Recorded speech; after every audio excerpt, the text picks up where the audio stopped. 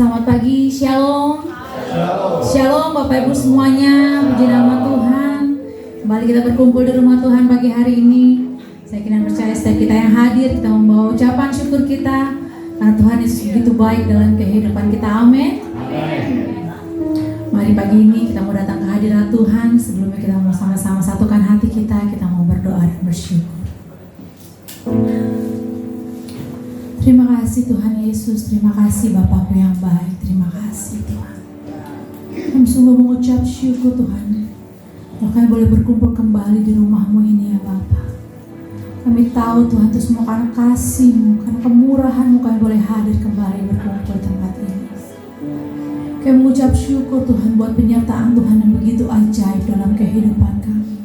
Hari lepas hari Tuhan, bahkan sepanjang minggu ini, kami merasakan kasih Tuhan begitu nyata dalam kehidupan kami. Setiap pekerjaan kami, setiap anak-anak kami, setiap keluarga kami, bahkan setiap orang tua kami, Tuhan berkati, Tuhan jagai semuanya. Kami merasakan Engkau tidak pernah meninggalkan kami ya Tuhan. Terima kasih Bapa, terima kasih.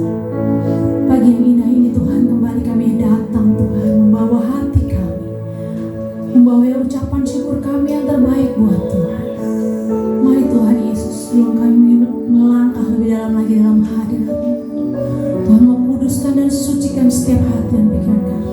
Layakan setiap kami Tuhan pagi hari ini Tuhan untuk menerima kuasa-Mu ya Bapa, untuk menerima kemurahan-Mu Tuhan pagi hari ini.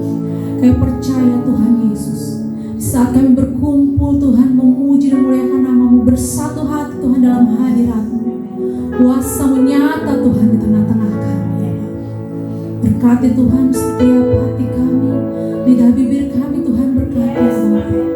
Biar semuanya hanya untuk kemuliaan bagi nama Tuhan.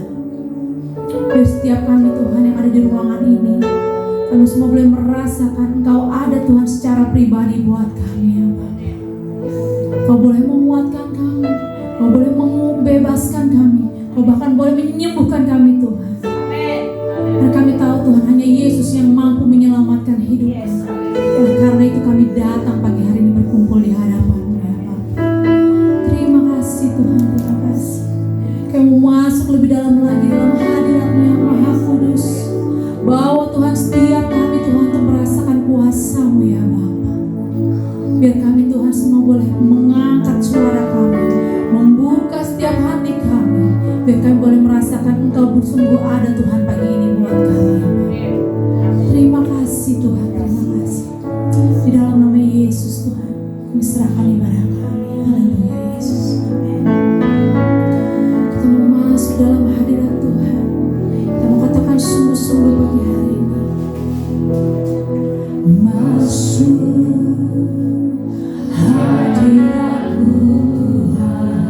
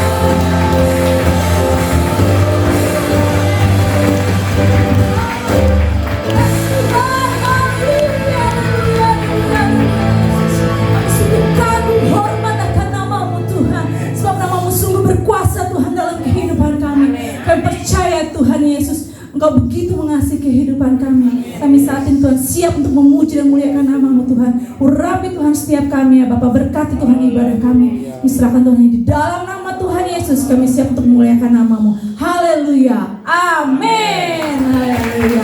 Boleh berikan suara-suara yang bagi Yesus kita yang luar biasa. Bukan haleluya.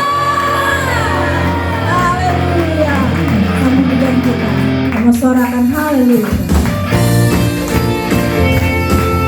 Di kemuliaan bagi Allah kita yang dahsyat. Katakan dengan imanmu, Yesus gak kekuatan di hidupku. Amin. Yesus gak kekuatan di hidupku. Yes, Tuhan. Takkan getar langkahku. Sama-sama katakan. Kalau tanganku bisa jatuh, Yesus tak pernah tinggalkan. Allah sumber kuatku. Sama-sama. Dengan yang melangkahku lewati semua pengalaman.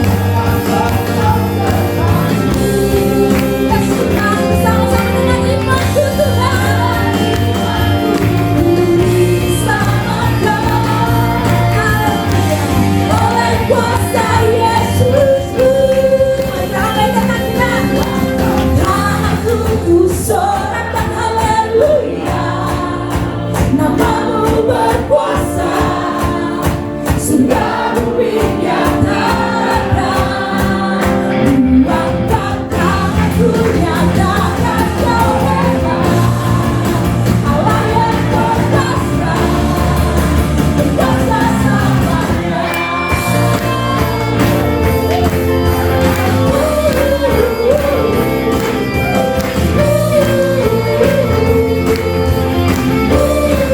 Sekali lagi ya, katakan. Yesus Kau kekuatan di hidupku. Takkan getar langkahku. Kau angkat tanganku bisa jatuh. Kami percaya Tuhan. Lembah yang terang, lembah yang terang mampu lewati. Sebab Engkau serta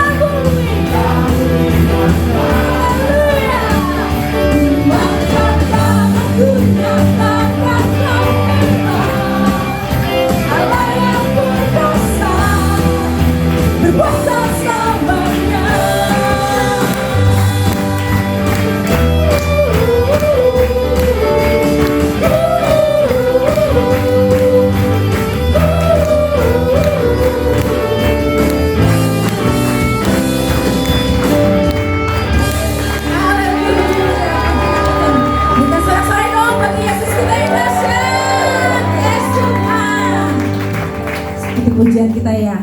Akan kusorakan haleluya bagimu Yesus. Amin. Boleh tepuk tangan ya sekali lagi. Ayo kita mau angkat iman kita. Kita percaya bahwa Yesus tidak pernah meninggalkan hidup kita. Ini ada bersamamu telah terbentang sepanjang sejarah manusia. Tak ada yang sanggup menangkali Kau Alfa Omega. Tuhan luar biasa, berbentuk heran, kuduskan selamanya. Lakukanlah lagi keajaiban dalam nama-Mu Tuhan. Nyatakanlah lagi kemuliaan-Mu atas hidupku. Hidupku penuh mukjizat.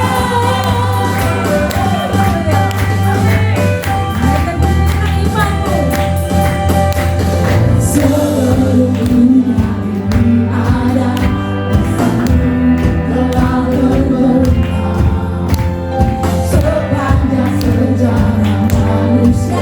Tak ada menangkali Kau Alfa Omega.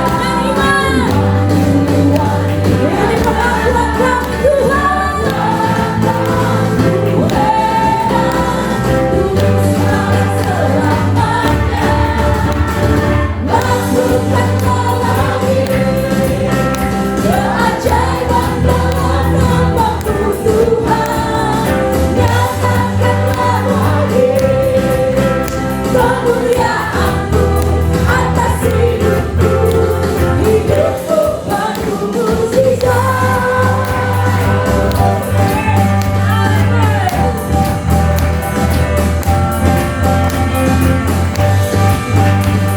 Katakan bersama-sama ya. Dialah Alfa dan Omega. Alfa Omega, Tuhanku luar biasa, perbuatanmu heran, kuduskan selamanya. Kau Alfa Omega, Tuhanku luar biasa, perbuatanmu heran, kuduskan selamanya. Lakukanlah lagi keajaiban dalam nama-Mu Tuhan. Nyatakanlah lagi kemuliaan-Mu atas hidupku.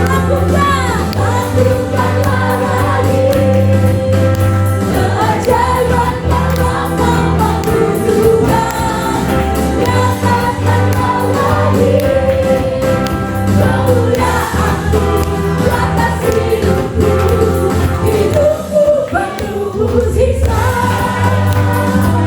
Katakan dengan iman, hidupku Tuhan.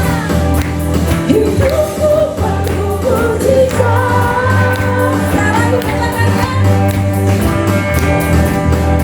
hidupku penuh mukjizat. Haleluya. Silakan Bapak-Ibu Saudara sekalian. Kami percaya Tuhan bahwa hidup kami Tuhan akan terus menyatakan mukjizat-Mu dalam kehidupan kami. Terima kasih Tuhan Yesus. Terima kasih buat pagi hari ini. Terima kasih buat kuasa-Mu Tuhan yang begitu ajaib. Kasih-Mu begitu besar Tuhan dalam hidup kami. Haleluya.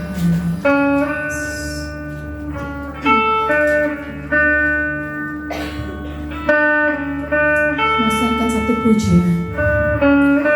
Pujian yang mengatakan bahwa dalam nama Yesus ada kuasa yang luar biasa. Mari kita sama-sama belajar dengan pujian.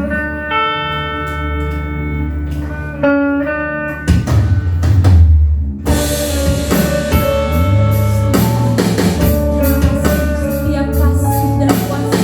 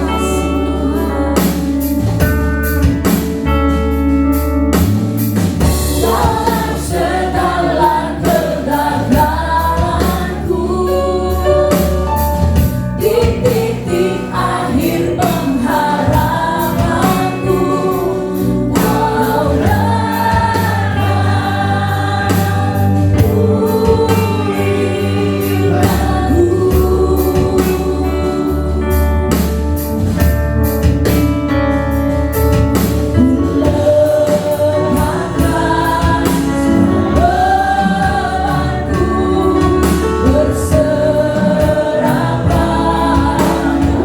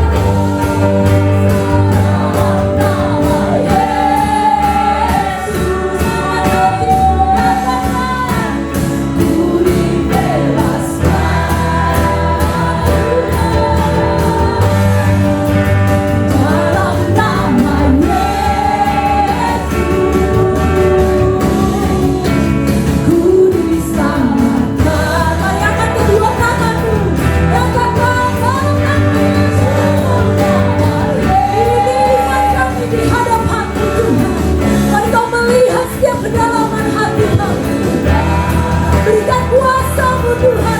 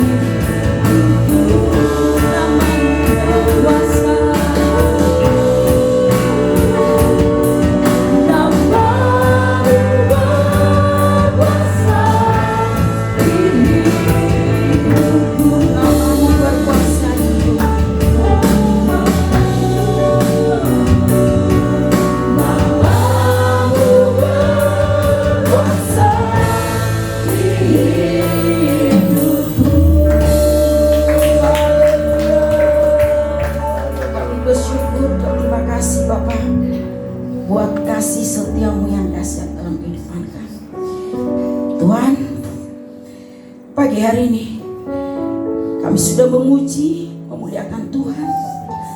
Terimalah Tuhan pujian kami Tuhan. Sebentar lagi kami Tuhan akan mendengarkan sebagian dari sabda Allah. Berfirmanlah Tuhan, kami siap mendengar urapi hamba-Mu yang tidak ada apa-apanya ini Tuhan. Hanya hati yang mau dipakai Tuhan, hanya hati yang bersyukur karena Tuhan begitu baik, sangat baik di sepanjang hidup hamba-Mu ini Tuhan. Terima kasih Tuhan. Siapkan hati kami, ampuni segala dosa pelanggaran kami, kuduskan kami Tuhan, agar yang nampak kemuliaan Tuhan di dalam kehidupan kami, di dalam pemberitaan firman pagi hari ini. Berfirmanlah Tuhan, kami siap mendengar. Yang percaya katakan amin. Shalom. Terima kasih buat Mama Gembala kita yang sudah memberikan saya kesempatan pagi hari ini memberitakan firman Tuhan. Terima kasih buat pelayan-pelayan Tuhan, tim Boel Sinar, dan juga pemusik dan LCD semuanya membawa kita masuk dalam hadirat Tuhan pagi hari ini. Kita bersyukur, berterima kasih. Itu karena kemurahan Tuhan. Terima kasih ya Mama masih memberikan saya kepercayaan untuk melayani Tuhan bawa firman pagi hari ini. Adapun tema khotbah kita pagi hari ini, yaitu yang kembali kepada Bapa. Kembali kepada Bapa. Kita baca dulu deh. Kita baca yang ada di Lukas 15 ayat 11 sampai 32. Tema khotbah pagi hari ini yang sudah diberikan oleh Ibu Gembala kita kepada saya itu kembali kepada Bapa. Kita akan baca bersama-sama Lukas 15 ayat 11 sampai 32. Saya yang ganjil, jemaat Tuhan yang genap. Adapun firman Tuhan Lukas 15 ayat 11 sampai 32. Yang 11, Yesus berkata lagi, ada seorang mempunyai 2 anak laki-laki.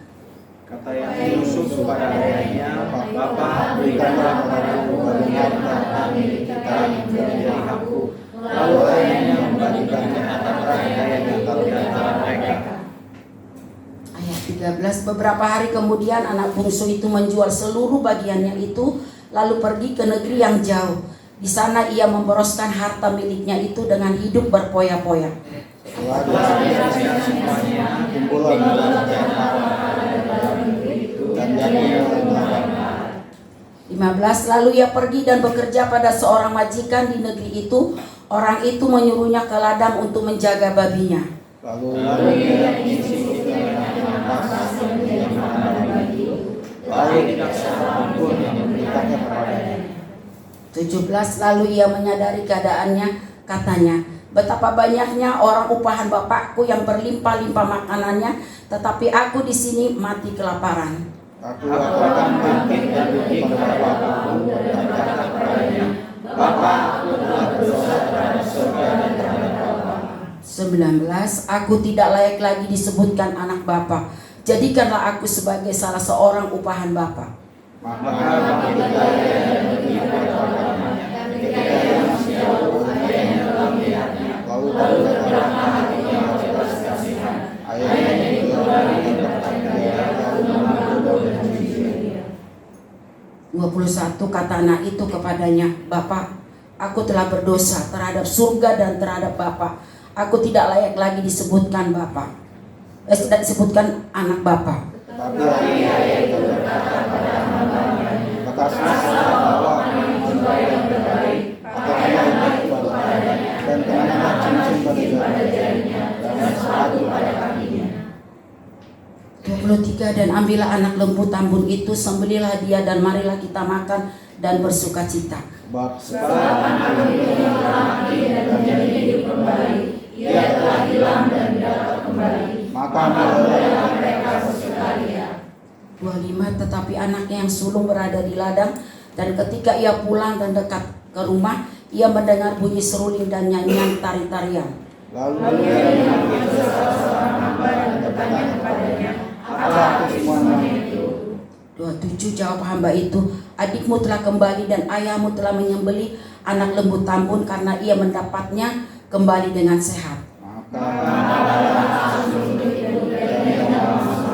Lalu ayahnya keluar dan membicarakan dia. 29, tetapi ia menjawab ayahnya, katanya, telah bertahun-tahun aku melayani Bapak dan belum pernah aku melanggar perintah Bapak, tetapi kepada aku belum pernah Bapak memberikan seekor anak kambing untuk bersukacita dengan sahabat-sahabatku.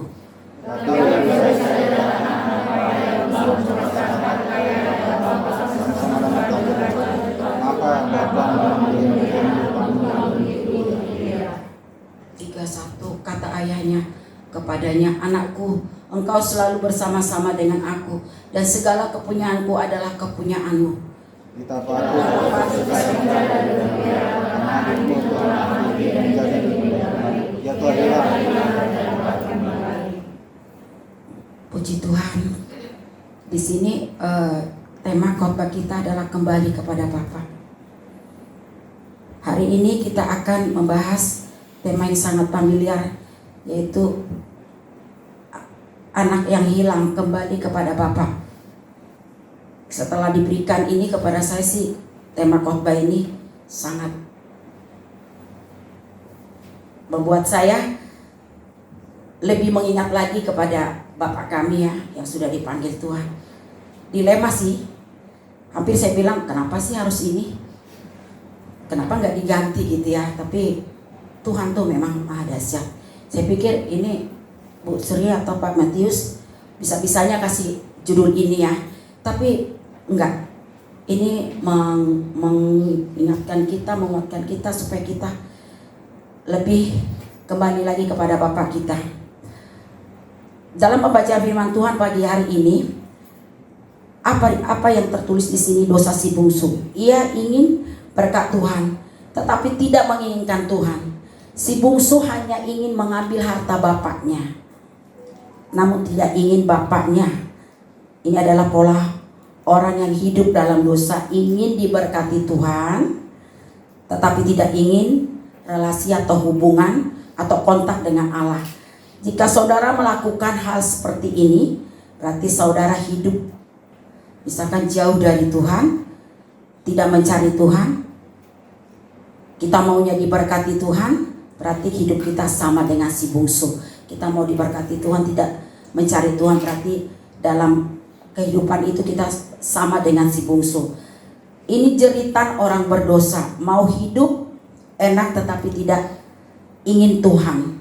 Dia mau hidup enak aja tapi tidak ingin Tuhan, hidup suka-sukanya, sebebas-bebasnya, mengikuti keinginan daging, tapi tidak mau berbuat dekat sama Tuhan. Dia mau hidup suka-sukanya. Si bungsu telah membunuh Tuhan di pikirannya. Bagaimana dengan kita, saudara-saudara? Apakah kita sama dengan si bungsu? Dia pergi rela sejauh-jauhnya, putus hubungan dengan bapaknya. Apakah kita seperti itu? Bagaimana menurut kita? Apa arti definisi dosa di sini?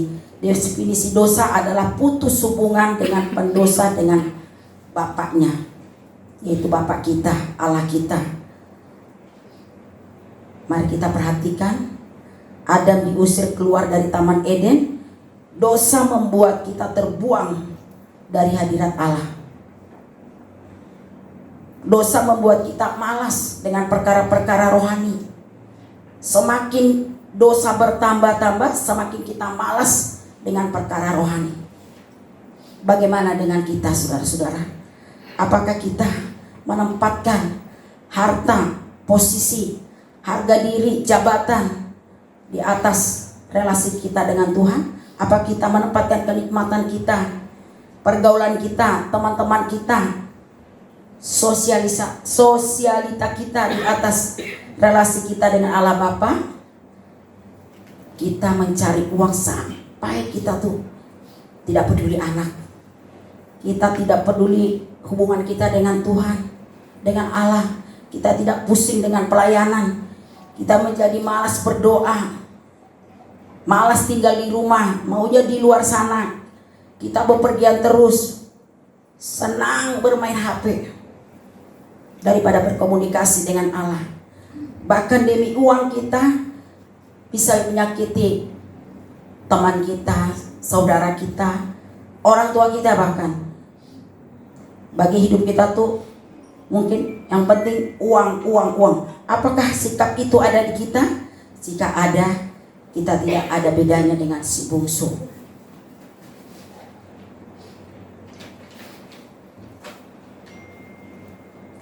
Mari kita baca perikop ini. Saya mohon Dela yang baca Lukas 15 ayat 13 sampai 16. Lukas 15 13 sampai 16. Lukas 15 ayat 13 sampai 16. Beberapa hari kemudian, anak si bungsu itu menjual seluruh bagiannya itu lalu pergi ke negeri yang jauh. Di sana ia memboroskan harta miliknya itu dengan hidup foya-foya. Setelah dihabiskannya semuanya, timbullah bencana kelaparan di dalam negeri itu. Ia pun mulai hidup berlarat. Lalu ia pergi dan bekerja pada seorang majikan di negeri itu. Orang itu menyuruhnya ke ladang untuk menjaga babinya. 16. Lalu ia ingin mengisi perutnya dengan ampas yang menjadi makanan babi itu. tetapi tidak seorang pun yang memberikannya kepadanya. Kita lihat di sini ya. Kita perhatikan baik-baik, dia menjual harta miliknya, seluruh bagiannya dijual. Dahulu harta dalam bentuk ternak ya dan tanah. Ada tertulis di hukum Taurat, dikatakan bahwa tidak boleh menjual tanah kepada orang asing karena itu adalah warisan turun-temurun. Mungkin ini juga yang diikuti kalau orang Batak ya, nggak boleh jual harta kemana-mana, harus di dalam lingkungan itu ya. Di sini dia katakan setelah dihabiskannya semuanya timbullah bencana kelaparan di dalam negeri itu dan ia pun mulai melarat. Lalu ia pergi dan bekerja pada seorang majikan di negeri itu. Orang itu menyuruhnya ke ladang untuk menjaga babinya. Lalu ia ingin mengisi perutnya dengan ampas yang menjadi makanan babi itu, tetapi tidak seorang pun memberikan kepadanya. Tuhan sedang menggambarkan sesuatu di sini. Manusia berdosa. Manusia berdosa, turun level dianya, sama dengan binatang. Ia sangat seram ya, dari level manusia ke binatang ya, dan dia tidak ada harga lagi. Dalam tradisi Yahudi, penjaga hewan babi itu ialah pekerjaan paling hina karena babi dianggap najis. Si bungsu sedang menuai apa? Yang dia tabur, yaitu dua yang dia tuai. Sampai hari ini tetap ada. Berhati-hatilah dalam melangkah, berhati-hatilah dalam mengambil tindakan. Mengapa? Karena kita tuh sampai saat ini ada hukum tabur tua ya, saudara-saudara. Masih ada hukum tabur tua. Di sini kita harus berhati-hati. Kita harus, apapun tindakan kita, apapun sikap kita harus sesuai dengan firman Tuhan. Seperti anak saya Fani, dia bilang suatu kali dia bangun pagi, dia ngomong, "Mah," dia bilang, "Saya sih setelah saya renung-renungkan," kata anak saya, "apa yang dilakukan papa, apa yang dilakukan mama, ya kami sih udah menuai." Dia bilang gitu, apa yang ditabur papa, apa yang ditabur mama, kita sudah menuai tiga-tiganya, dia bilang begitu. Artinya di sini kita harus bersikap takut akan Tuhan. Manusia tak perlu kita takuti, Tuhan yang kita takuti. Saya waktu anak saya berkata begitu, saya pergi olahraga, saya menangis. Setiap orang tua pasti di setiap doa kita, di setiap seluruh doa kita kepada Tuhan, kita tuh mendoakan anak-anak kita. Saya bilang, Tuhan terima kasih. Karena pagi itu dia sangat terenyuh sekali waktu dia berkata begitu kepada saya. Apa yang dilakukan papa, apa yang dilakukan mama, saat ini dia bilang kami hanya menuai. Itulah kasih bapak kepada seorang anak. Itulah kasih. Begitu jugalah kasih Tuhan kepada kita. Bahwa Tuhan tuh tidak pernah lalai, tidak pernah tidak ingat akan kita. Kitanya yang seringkali menjauh dari Tuhan. Selanjutnya kita baca perikop Lukas 15 ayat 17. Minta tolong adikku Yuni. Lukas 15 ayat 17. Lukas 15 ayat 17, demikian firman Tuhan. Lalu ia menyadari keadaannya, katanya, betapa banyaknya orang upahan Bapakku yang berlimpah-limpah makanannya, tetapi aku di sini mati kelaparan. Nah, di sini si bungsu baru menyadari, namun belum bertobat. Dia baru sadar bahwa ia butuh makanan, tetapi tidak membutuhkan bapaknya. Dia butuh makanan, tapi dia tidak membutuhkan relasi dengan bapaknya. Dia hanya menyesal, mengapa harus pergi dari bapaknya, dan ia belum bertobat. Di sini hanya baru menyesal tuh si bungsu ya. Dia belum bertobat. Kadang kita seperti gitu juga. Saya menyesal, saya nggak mau lagi melakukan, tapi besoknya kita berbuat lagi. Penyesalan bukanlah pertobatan. Jika itu adalah pertobatan, maka kita menyesal dan tidak ingin kembali lagi. Bertobat itu artinya berbalik arah, bukan jalan searah. Penyesalan dan pertobatan itu berbeda. Menyesal belum tentu bertobat. anak bungsu di sini menyesal, tapi perbuatannya belum bertobat. Dia hanya menyesal. Dia hanya menyesal, kalau aku tadinya nggak pergi meninggalkan bapakku, nggak kujual harta, aku nggak begini. Dia belum bertobat, dia hanya menyesal. Sekarang saya ingin membahas di sini tentang anugerah bapaknya si bungsu ya, anugerah dari Tuhan ya. Saya akan membahas di sini tentang anugerah. Mari kita baca Lukas 15 ayat 20. Tolong Dek Yuni. Lukas 15 ayat 20. Lukas 15 ayat 20. Maka bangkitlah ia dan pergi kepada bapaknya. Ketika ia masih jauh, ayahnya telah melihatnya. Lalu tergeraklah hatinya oleh belas kasihan. Ayahnya itu berlari mendapatkan dia, lalu merangkul dan mencium dia. Kejadian ini sama dengan Esau. Inilah yang namanya anugerah. Bisa dibayangkan saat dia hendak berlari, langsung dia angkat jubah, berlari menjumpai anaknya. Itu namanya anugerah. Dia angkat jubah. Dia mempermalukan dirinya. Seorang tuan yang biasanya berjalan tegak, tangan ditekuk di depan, tetapi tuan yang ini dia angkat baju panjangnya, dia lari menjumpai anaknya. Bukankah ini suatu hal yang hebat? Apakah kita masih mau menyakiti hatinya dengan cara apapun? Dia seorang tuan, dia mengangkat bajunya, dia mempermalukan, dia lari, dia menjemput anaknya. Itulah kasih Bapa kepada anak yang gak bisa habis-habisnya kasih Bapa ya. Apalagi kasih Bapa kita, yaitu Allah, Tuhan kita Yesus. Kasih Bapa, saya jadi ingat kami punya Bapak itu ya, almarhum Pak Lamos itu orang itu ya. Dia orangnya sampai menutup mata itu kasih kepada anaknya luar biasa. Dia tidak pernah marah pukul anak, tidak pernah.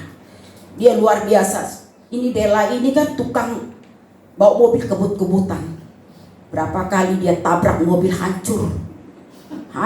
Belum lagi mobil hancur, baja orang hancur. Orang yang ditabrak masuk rumah sakit Husada. Itu bukan sekali dua kali. Motor sampai pernah patah.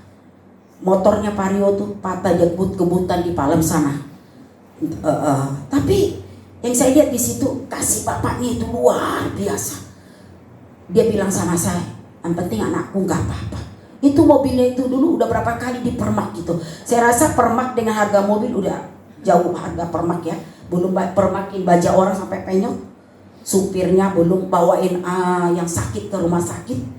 Tapi nggak pernah marah, nggak pernah ngomel. Tapi puji Tuhan ya, dikasih pasangan, satu tidak pernah marah, satu tukang cubit, tukang ya. Jadi akhirnya anak bisa terbentuk. Saya lihat di situ Pak Lamot itu baik banget. Yang penting anakku nggak apa-apa, mah anak kita nggak apa-apa. Dia bilang motor boleh patah, mobil boleh hancur, tapi anakku nggak apa-apa. Itu kasih Bapak kepada anaknya. Sampai menutup mata itu nggak pernah pukul, nggak pernah marah itu anak. Dia kesal-kesalnya itu Pak Lamot itu dulu paling pungutin handphone anaknya, terus dilempar ke tembok. Udah lebih bagus handphone hancur daripada anak pukul. Terus saya tahu trik keduanya, kalau dia udah marah saya pungutin handphone anak.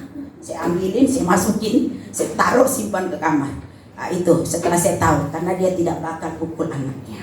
Itu kasih Bapa kepada anak. Apalagi kasih Bapa kita di surga, yang kita seringkali melakukan yang tidak berkenan di hadapan Allah. Seringkali kita tuh menyakitkan hati Tuhan. Seringkali kita tuh malas berdoa. Seringkali kita tuh memuji Tuhan malas-malasan gitu ya. Itulah kasih Bapa kita yang sungguh tak pernah dia berhenti mengasihi kita, mengampuni kita, melayakkan kita, bahkan menyembuhkan dari segala penyakit, luka kita.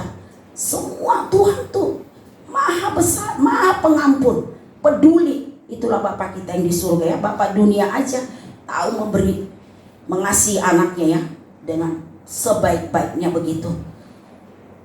Sampai menutup mata suami saya tuh dipanggil Tuhan, dia tidak pernah memarahi anaknya. Makanya saya bilang, ini judul khotbah ini cocok banget buat saya, yang membuat saya sempat ganti kayak pengen ngomong sama mama ganti gitu ya. Karena 1 minggu ini saya bergumul menangis. Sampai semalam juga Dek Yuni masih di rumah nemani saya. Saya nggak mau khotbah ini, tapi saya nggak mau juga kehilangan berkatnya. Saya bilang sama Dek Yuni, tapi aku harus maju. Itulah kasih Bapak kepada anaknya, yang sangat mengasihi anaknya, yang sangat sampai dia angkat jubahnya. Dia itu seorang tuan loh, tegak loh, dia harus ini, tapi enggak. Kasih Bapak yang dunia ini aja kepada anaknya begitu tak terkira, apalagi kasih Bapak kita yang selalu melakukan banyak yang menyakiti hati Tuhan. Banyak kita tuh belum sempurna. Marilah kita kembali kepada Tuhan. Marilah kita menyenangkan hati Tuhan, karena Tuhan itu sangat baik. Bapa di dunia aja bisa memberikan gitu ya, apalagi Bapa kita di surga. Dia kita tuh supaya kita mau bertobat, bukan sekedar menyesal, bukan. Kita harus benar-benar bertobat. Itu cinta kasih Allah namanya. Itu adalah kisah yang luar biasa dari Tuhan kita. Berikutnya kita akan baca Lukas 15 ayat 21. Tolong Berto kemana? Dela. Lukas 15 ayat 21. Lukas 15 ayat 21. Kata anak itu kepadanya, "Bapak, aku telah berdosa terhadap surga dan terhadap Bapak. Aku tidak layak lagi disebut anak Bapak." Akhirnya si bungsu mulai menyadari. Ini namanya pertobatan. Kalau dahulu dia kembali ke bapakku, itu tuh ke bapaknya, itu karena di sana ada banyak makanan. Di sini dia baru masuk ke tahap penyesalan, tapi belum bertobat ya. Tapi sekarang dia masuk ke dalam pertobatan karena dia mengalami kasih Bapak. Bapaknya sendiri datang menjumpai dan mencium dia. Baru dia katakan, "Aku sudah berdosa kepada Bapa dan surga. Aku tidak layak disebut sebagai anak." Si bungsu bertobat karena begitu besar kasih Allah kepadanya. Keselamatan bukan tentang apa yang kita lakukan, tetapi tentang apa yang Yesus telah lakukan. Si bungsu akhirnya menyadari bahwa dia tidak dapat membayar semua yang telah diberikan bapaknya. Dia menyadari si bungsu tidak bisa, karena dia lihat begitu bapaknya mengasihi dia. Begitu bapaknya sampai dia tanggalkan jubahnya, dia angkat jubahnya, dia lari, dia mencium anaknya. Disitulah si bungsu mulai menyadari bahwa kasih bapaknya itu luar biasa. Lukas 15 ayat 22. Tetapi ayah ini berkata kepada hamba-hambanya, "Lekaslah bawa kemari jubah yang terbaik. Pakailah itu kepadanya dan kenakanlah cincin pada jarinya dan sepatu pada kakinya." Keselamatan itu menerima kasih Allah, diubahkan oleh Allah sampai saudara bisa mendapatkan otoritas lewat kasih Allah, dan saudara mengalami kemuliaan dalam kasih Allah. Dimulai dengan kasih Allah dan diakhiri dengan kasih Allah. Begitu juga dalam kehidupan kita. Jangan sampai kita tuh udah mengalami kasih Allah, kita sudah menerima anugerah Allah, kita sudah begitu menikmati anaknya mengikut Tuhan ya. Nikmat banget mengikut Tuhan itu, nikmat banget di hadirat Tuhan. Jangan nanti di akhirnya kita tidak mengalami menerima kasih Allah. Kita mau tetap di hadirat Tuhan sampai Tuhan memanggil kita ya, saudara-saudara ya. Sampai Tuhan. Di sini bapaknya memberi status itu tuh sebagai anak. Biarlah kita juga sebagai anak Allah. Status kita tuh sebagai anak Allah ya, saudara-saudara ya. Tapi bagaimana saudara supaya kita mendapatkan status anak? Ya kita harus bertobat, kita harus tanggalkan, kita bangun hubungan kita dengan Tuhan. Kita harus menjadi pewaris. Jangan maunya pewaris tapi kita tidak berusaha berjuang lebih dekat lagi kepada Tuhan, lebih taat lagi, lebih intim lagi sama Tuhan, lebih menyenangkan hati Tuhan, lebih mau dipakai Tuhan, lebih berdampak lagi di dalam kehidupan kita, berdampak dalam keluarga kita. Yang pentingnya, penting juga kita berdampak dalam keluarga kita. Bagaimana kita berdampak dalam keluarga kita? Bagaimana kita menjangkau keluarga kita kalau kita tidak berdampak? Kita harus berdampak. Kita harus menjadi pewarisnya Kristus. Kita harus disebut anak yang bertobat, anak yang dekat dan intim kepada Tuhan ya saudara-saudara ya. Mari di sini kita akan baca Lukas 15 ayat 24. Tolong Dek Yuni. Lukas 15 ayat 24. Lukas 15 ayat 24. Sebab anakku ini telah mati dan menjadi hidup kembali. Ia telah hilang dan didapat kembali. Maka mulailah mereka bersukaria. Perhatikan baik-baik, ada 2 kali kata yang mati sudah hidup kembali. Di sini Lukas 15 ayat 24 dan Lukas 15 ayat 32. Tolong 32 lagi, Dek Yun. Lukas 15 ayat 32. Kita patut bersuka cita dan bergembira, karena adikmu telah mati dan menjadi hidup kembali. Ia telah hilang dan didapat kembali. Nah, di ayat 32 ini bicara soal manusia baru. Manusia baru artinya berpisah dengan masa lalu, jadi bertobat berarti meninggalkan manusia lama dan mengenakan cara hidup yang baru, berelasi dengan Allah. Itulah yang namanya manusia baru. Lukas 15 ayat 23. Dan ambillah anak lembu tambun itu, sembelihlah dia, dan marilah kita makan dan bersukacita. Lukas 15 ayat 24. Sebab anak itu telah mati dan menjadi hidup kembali. Ia telah hilang dan didapat kembali. Maka mulailah mereka bersukaria. Lukas 15 ayat 25. Tetapi anak yang sulung berada di ladang, dan ketika dia pulang dan dekat ke rumah, ia mendengar bunyi seruling dan nyanyian tari-tarian. Lukas 15 ayat 27. Jawab hamba itu, adikmu telah kembali dan ayahmu telah menyembelih anak lembu tambun, karena ia mendapat kembali dengan sehat. Lukas 15 ayat 28. Maka marahlah anak sulung itu dan ia tidak mau masuk. Lalu ayahnya keluar dan berbicara dengan dia. Lukas 15 ayat 9. Tetapi ia menjawab ayahnya, katanya, telah bertahun-tahun aku melayani Bapa dan belum pernah aku melanggar perintah Bapa. Tetapi kepada aku belum pernah Bapa memberikan seekor anak kambing untuk bersukacita dengan sahabat-sahabatku. Lihat, anak sulung tidak pernah melanggar perintah bapaknya, namun dia langgar adalah keinginan bapaknya. Dia tidak melanggar perintah, tapi dia melanggar keinginan bapaknya. Keinginan bapaknya adalah bersukacita bersama bapak. Kita kadang tidak melanggar perintah bapak, namun kita tidak dapat bersukacita dengan keadaan kita. Kita sering melanggar keinginan bapak, yaitu bersukacita. Kadang seperti si sulung merasa diri kita benar. Sering kita merasa diri benar. Kemudian kita menghakimi orang. Ya, sering kita menghakimi orang dengan alasan karena saya mengasihi. Di sini anak sulung tuh sudah mulai dia iri.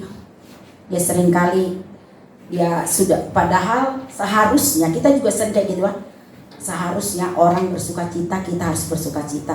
Tapi seringkali kan ada keirian di dalam kehidupan kita. Poin yang terakhir, padahal kasih dan penghakiman itu bertolak belakang. Penghakiman itu keinginan kita, kasih itu keinginan Allah. Penghakiman itu keinginan kita. Saya mau begini, saya mau begitu. Tetapi kita, kasih kita kepada Bapak, kita tuh sering maunya. Kita tuh seringnya maunya kita, bukan maunya Bapak kita di surga. Aku Tuhan mau begini, tapi Tuhan maunya begitu. Kita tuh harus hidup maunya Bapak di surga. Si sulung ada bersama Tuhan, namun dia tidak dapat bersukacita bersama dengan Tuhan. Dia selalu komplain dalam hidupnya. Dia memiliki mental-mental budak ya. Dia bukan memiliki mental bangsawan. Orang yang selalu komplain karena dia telah melakukan ini dan itu untuk Tuhan. Dia memilih mental budak ya saudara. Orang yang komplain, yang sering sudah berbuat baik bagi Tuhan, tetapi orang yang komplain, saya sudah berbuat ini, sudah berbuat itu, sudah berbuat ini, saya kan sudah melayani, saya kan sudah peduli dengan gereja. Kenapa saya tidak diberkati Tuhan? Seringkali dalam kehidupan kita ada itu ya dulu.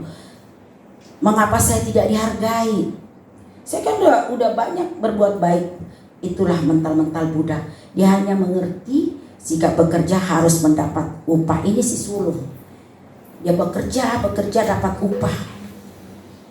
Kalau saya ada kesaksian, kalau bapak kami itu, Palamot itu mengajarkan kami, tolong orang, jangan mau dikasih uang dulu, jangan. Buat yang terbaik buat orang itu sampai sekarang. Buat, jangan dikit-dikit uang, dikit-dikit uang. Sampai orang itu harus melihatmu tuh berutang budi sama kamu. Jadi jangan ya, itu ya sampai hari ini kami usahakan ya untuk memegang amanah dia itu ya.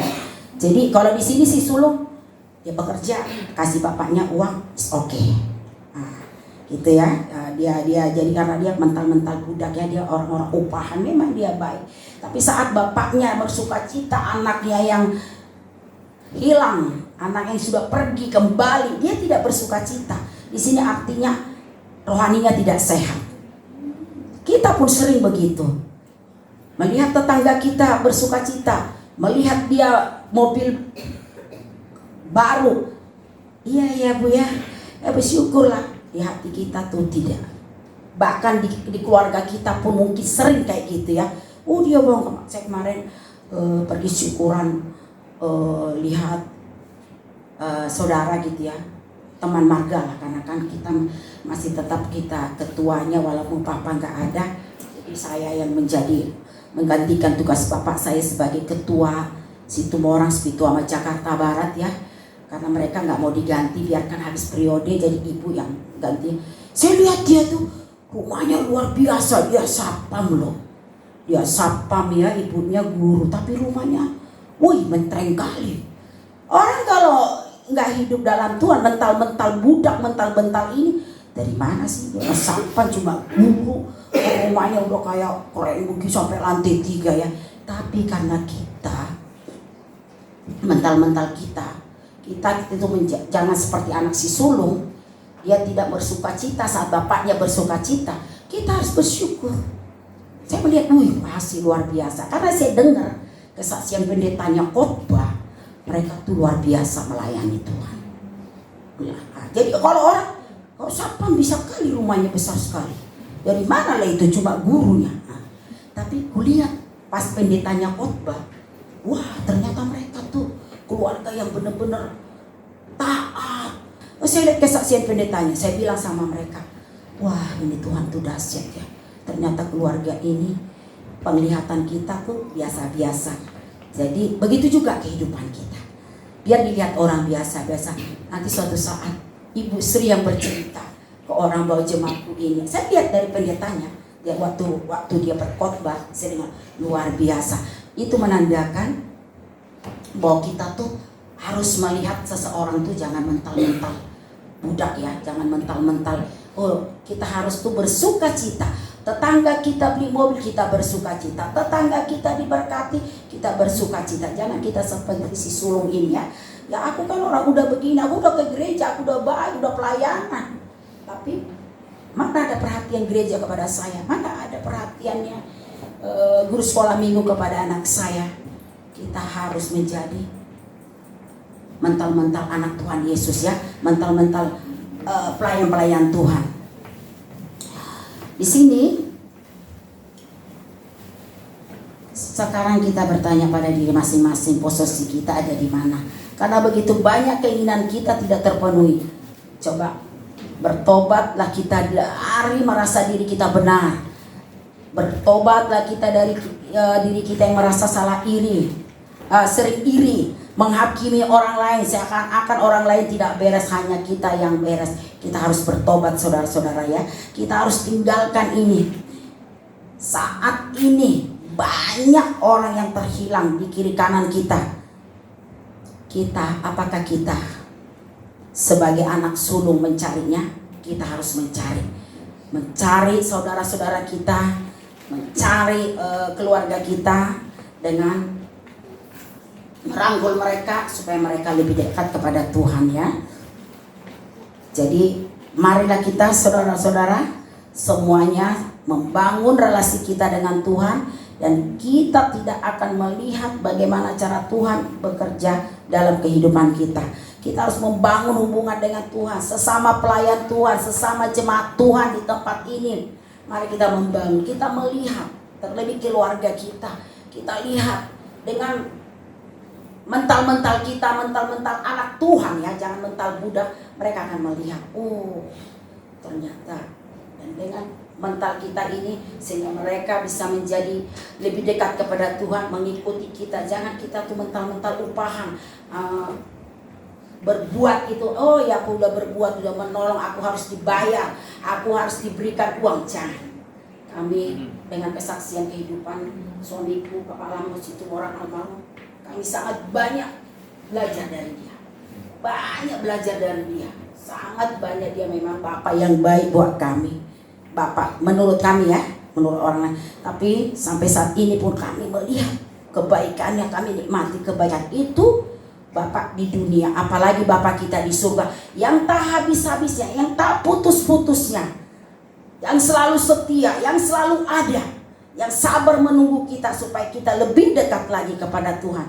Saya bersyukur pagi hari ini bisa saya berdiri, bisa saya mampu membawakan firman Tuhan ini ya, karena tema ini benar-benar ada banget di dalam kehidupan rumah tangga saya. Ada banget. Jadi saya bersyukur sama Tuhan, saya mampu pagi hari ini menyampaikan sedikit firman Tuhan pagi hari ini. Biarlah ini menjadi berkat buat kita. Dan marilah kita sama-sama membangun hubungan kita dengan Tuhan, dan kita akan melihat bagaimana cara Tuhan bekerja di dalam kehidupan kita. Amin. Buat firman Tuhan pagi ini, saya undang choir singer, pemusik ke depan. Kita angkat pujian, Bapa Engkau baik.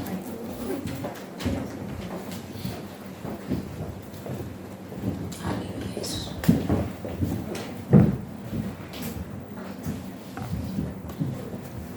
Kita angkat pujian, Bapa Engkau baik. Terima kasih Tuhan.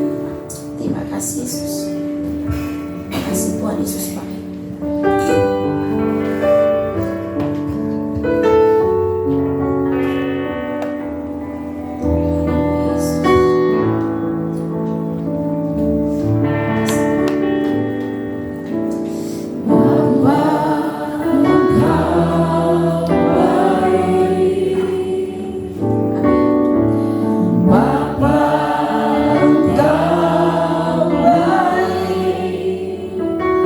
Kau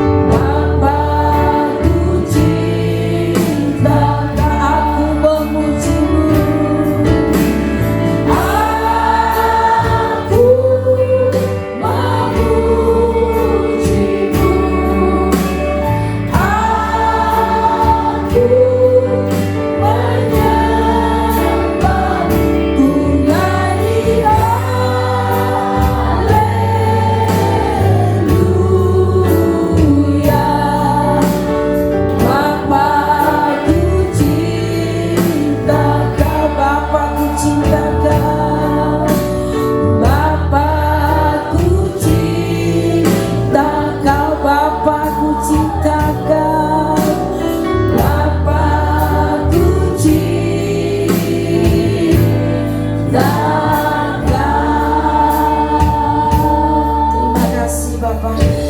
Terima kasih Yesus, kami bersyukur pagi hari ini. Tuhan, firman-Mu sudah disampaikan ya Bapa. Biarlah Tuhan kami menjadi anak-Mu Tuhan, anak-Mu yang tidak mental-mental budak Tuhan. Kami mau Tuhan, kami mental-mental anak Allah yang disakiti, yang difitnah, dihina. Kami mau Tuhan mengikuti Engkau, dan kami mau Tuhan lebih lagi di hadapan-Mu Tuhan. Biarlah kasih Bapa yang sesungguhnya itu Tuhan senantiasa ada dalam kehidupan kami Bapa. Terima kasih Tuhan, berkati jemaat-Mu Tuhan yang hadir pagi hari ini. Jika kami ada yang sakit Tuhan sudah sembuhkan. Jika kami ada yang lemah Tuhan kuatkan kami Tuhan. Jadikan kami membangun relasi kami kepada Tuhan selebih lagi di hadapan-Mu Bapa. Terpuji-pujilah Engkau Bapa. Jadi dalam nama Tuhan Yesus kami berdoa, ucap syukur, haleluya, yang baca katakan amin.